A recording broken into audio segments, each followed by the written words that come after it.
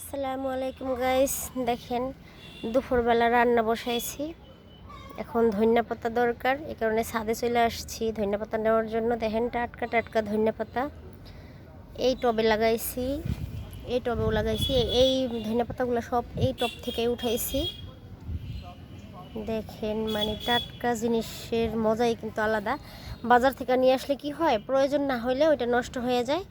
আর ছাদে থাকলে যখন প্রয়োজন হয় তখন টাটকা টাটকা উঠায় নিয়ে আইসা আমি কিন্তু প্রতিদিন নেই। এখান থেকে একটু কম উঠানো হয়েছে কারণ এই টবটার ধনিয়া পাতাগুলো খুব ছোট ছোট। এটাটা অনেক বড় বড় হয়েছিল, তাই খায়া কমায় ফেলাইছি, এখন হালকা আছে।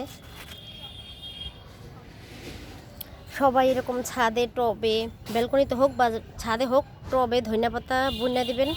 ধনিয়ার বীজ শুধু ছড়াই দিলেই কিন্তু ধনিয়া পাতা হয়ে যায়।